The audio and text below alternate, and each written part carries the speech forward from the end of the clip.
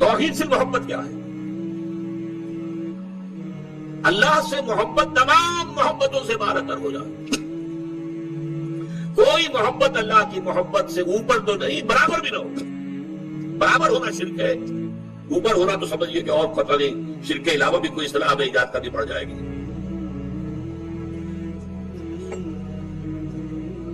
سورہ بقرہ میں فرمایا وَمِنَ النَّاسِ مَن يَتَّخِذُ مِن دُونِ اللَّهِ أَندَادًا يُحِبُّونَهُم كَحُبِّ اللَّهِ وَالَّذِينَ آمَنُوا أَشَدُّ حُبًّا لِلَّهِ. لوگوں میں سے کچھ ایسے بھی ہیں جو اللہ کے سوا کچھ ہستیوں کو محبوب بنا لیتے ہیں، اللہ کا مد مقابل بنا کر ان سے وہ محبت کرنے لگتے ہیں جو اللہ سے کرنی چاہیے تھی.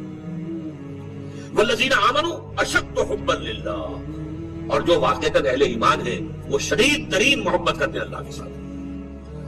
تو قرآن یہ نہیں کہتا کہ آپ والدین سے محبت نہ کریں، کرو، لیکن والدین کی محبت اللہ کی محبت کے برابر نہ ہو جائے، اس سے بڑھ نہ جائے. اولاد سے محبت کرو، اولاد کی محبت اللہ کی محبت سے بڑھ نہ جائے. دیکھیے یہ محبتوں کا امتحان ابراہیم سے اللہ نے کیسے کیسے لیا تھا. وَإِذِ ابْتَلَىٰ إِبْرَاهِيمَ رَبُّهُ بِكَلِمَاتٍ فَأَتَمَّهُنَّ قَالَ إِنِّي جَاعِلُكَ لِلنَّاسِ إِمَامًا. کیسے کیسے امتحانوں میں سے پاس ہونے کے بعد پھر وہ مرحلہ آیا کہ اللہ نے فرمایا ابراہیم میں تمہیں تمام نوع انسانی کا امام بناتا. والدین کو چھوڑا اللہ کے لیے، گھر بار چھوڑا اللہ کے لیے. بادشاہ کے دربار میں آنکھوں میں آنکھیں ڈال کر مناظرہ کیا کہ نہیں کیا؟ بادشاہ جو ہے وہ مرغوب نہیں کر سکا. وَبُہِتَ الَّذِي كَفَرَ، بلکہ جو مناظرہ ہوا ہے تو بادشاہ جو تھا نمرود وہ مبہوت ہو کر رہ گیا. اپنی جان کو اللہ سے، اللہ کی محبت سے زیادہ نہیں سمجھا. آگ میں کود گئے کہ نہیں، بے قدر کود پڑا آتش نمرود میں عشق. عقل ہے میں تماشا لب بامدی. پھر اپنے ملک کی محبت پر اللہ کی محبت کو ترجیح دی، ملک چھوڑ دیا، ہجرت کی. آخری امتحان جو لیا ہے، آخری امتحان جس سے کڑا امتحان ہو نہیں سکتا. 100 برس کی عمر میں وہ 13 برس کا بیٹا جو دعائیں مانگ مانگ کر اللہ سے لیا تھا، اکلوتا بیٹا، حکم آیا ذبح کر دو. یہ ہے سب سے بڑا امتحان. 100 برس کا بوڑھا انسان اور بڑی دعائیں مانگ مانگ کر بیٹا لیا. 87 برس کی عمر میں حضرت اسماعیل کی ولادت ہوئی ہے. اب 13 برس کے ہو گئے. فلما بلغ معه السعي، جب بھاگ دوڑ کے قابل ہو گئے. 13 برس کا جوان بچہ جو ہے باپ کا دست و بازو بن جاتا ہے، بھاگ دوڑ. اس لیے آتا ہے نا کہ ابراہیم اور اسماعیل دونوں تھے جو بیت اللہ کی تعمیر کر رہے تھے. وَإِذْ يَرْفَعُ إِبْرَاهِيمُ الْقَوَاعِدَ مِنَ الْبَيْتِ وَإِسْمَاعِيلُ، اس اسماعیل کے بارے میں إِنِّي أَرَىٰ فِي الْمَنَامِ أَنِّي أَذْبَحُكَ فَانظُرْ مَاذَا تَرَىٰ. اے میرے بچے میں دیکھ رہا ہوں خواب میں، بار بار یہ خواب آ رہا ہے کہ میں تمہیں ذبح کر رہا ہوں. اور اس کے لیے چھری پھیر دی. یہ تو اللہ تعالیٰ نے جو ہے قد صدقت الرؤيا إنا كذلك نجزي المحسنين، اللہ تعالیٰ نے کہا بس بس امتحان ہمیں لینا تھا، وہ امتحان پورا ہو گیا. یہ ہے محبت، توحید سے محبت.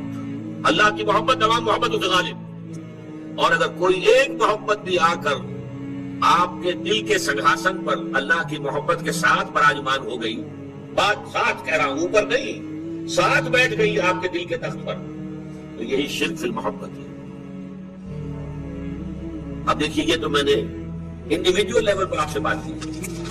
اب آئیے اجتماعی سطح پر، بلکہ اسی زمین میں ایک آیت اور سن لیجئے. اللہ کی محبت کے ساتھ جڑی ہوئی محبت ہے اللہ کے رسول کی محبت.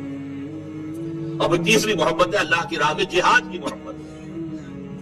اب توحید سے محبت کے لیے سورہ توبہ کی آیت نمبر 24 جو ہے وہ لرزا دینے والی بھی ہے اور بہت جامع بھی ہے.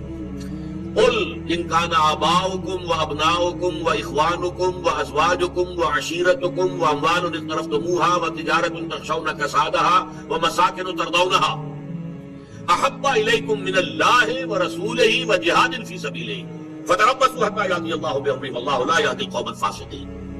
اے نبی سے کہہ دیجئے لوگوں دیکھو، اگر تمہیں اپنے باپ، اپنے بیٹے، اپنے بھائی، اپنی زوج، مرد کے لیے بیوی، بیوی کے لیے شوہر زوج ہے، اور اپنے رشتہ دار اور وہ مال جو تم نے بڑی محنت سے کما کر جمع کیے ہیں، اور وہ کاروبار جن کی کساد بازاری کا تمہیں ڈر رہتا ہے، اور وہ محل، وہ حویلیاں، وہ مکانات جو تم نے بنائے ہیں تمہیں بہت محبوب ہیں، اگر ان 8 چیزوں کی محبت زیادہ ہو گئی تمہارے دل میں اللہ کی محبت سے، اس کے رسول کی محبت سے اور اس کی راہ میں جہاد کی محبت سے، تو جاؤ دفع ہو جاؤ، انتظار کرو یہاں تک کہ اللہ اپنا فیصلہ سنا دے. اور اللہ ایسے ناہنجاروں کو ہدایت نہیں دیتا.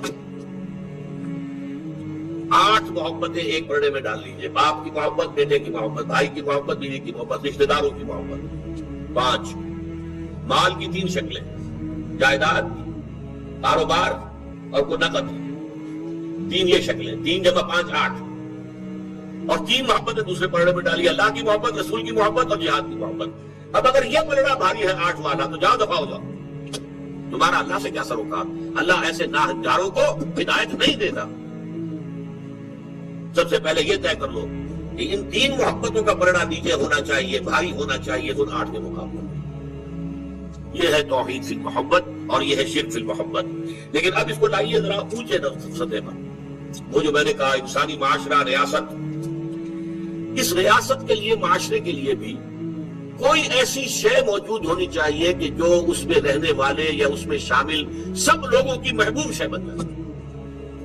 یہ کامن محبت انہیں جوڑے گی، ان کے اندر اتحاد پیدا کرے گی. مثلاً وطن کی محبت، وطن کی جے ہند، وطن کی عظمت کے گنگاؤ. قوم کی محبت، وطن پرستی، قوم پرستی، کوئی نظریہ پرستی.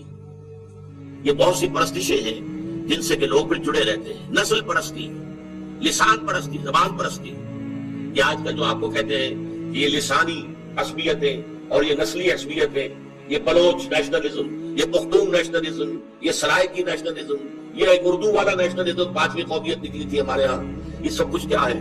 یہ جمعیت کے لیے، لوگوں کو جوڑنے کے لیے، شیرازہ بندی کے لیے، انہیں متحد رکھنے کے لیے کوئی نہ کوئی شے محبوب ہو جانی چاہیے. اس اعتبار سے اس دور کا سب سے بڑا شرک وطن پرستی ہے. لیکن پھر دیکھیے، میں بات آپ سے عرض کر رہا ہوں، علماء کرام اس کو نہیں پہچان پائے. اس کو پہچانا ہے تو علامہ اقبال نے پہچانا ہے. اس دور میں میں اور ہے، جام اور ہے، جم اور، ساقی نے بنا کی روش لطف و ستم اور، تہذیب کے آزر نے ترشوائے صنم اور، مسلم نے بھی تعمیر کیا اپنا حرم اور، ان تازہ خداؤں میں بڑا سب سے وطن ہے، جو پیرہن اس کا ہے وہ مذہب کا کفن ہے. نظارہ دیرینہ زمانے کو دکھا دے، اے مصطفی خاک میں اس مجھ کو ملا دے. یہ وطن پرستی شرک، اس دور کا سب سے بڑا شرک. نیشنلزم جو ہے وہ لوگوں کو جمع کرنے والی شے ہے. ہماری قوم، ریشیل نیشنلزم بھی ہوتا ہے، نسلی قومیت. اور آج کل نیشنلزم جو ہے وہ علاقائی ہوتا ہے، ٹیریٹوریل نیشنلزم. ایک ملک میں رہنے والے جو ہے اس کو سب ایک قوم ہے اور اپنے ملک سے محبت سب سے اوپر کر دیں.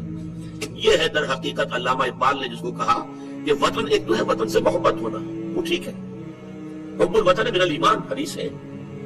گفتار نبوت میں وطن اور ہی کچھ ہے، اور گفتار سیاست میں وطن اور ہی کچھ ہے. وطن جب آتا ہے پولیٹیکل کانسیپٹ کی حیثیت سے تو معبود بنتا ہے. اس معبود کی ایک نماز ہے. آپ کھڑے ہو جاتے ہیں، ترانہ پڑھا جا رہا ہے اور آپ کھڑے ہیں، جھکے ہوئے، سر جھکا کر کھڑے ہیں. یہ قنوت جو ہے یہ کس کے لیے ہو رہا ہے؟ وطن کے دیوتا کے لیے ہو رہا ہے. وطن کے دیوتا کا ایک اور ہے سلامی، جھنڈے کو سلامی دی جا رہی ہے. جھنڈا وہ علامت ہے آپ کے وطن کی. آپ کے علم میں ہوگا، میں اس ترانے کے پڑھے جانے کے وقت کھڑا نہیں ہوتا، اور اس سے بڑی کنٹروورسیز بھی ہوئی ہیں، مجھے بڑی تلخ باتیں بھی سننی پڑی ہیں. لیکن میں یہ سمجھتا ہوں کہ در حقیقت یہ وطن کی نماز ہے، وطن کی حمد ہو رہی ہے، وطن کے اور ترانے گائے جا رہے ہیں. در حقیقت یہ اجتماعی سطح پر پولیٹیکل سائنس کے اعتبار سے آج وطن جو ہے وہ جو ہے ایک معبود کی شکل اختیار کر گیا.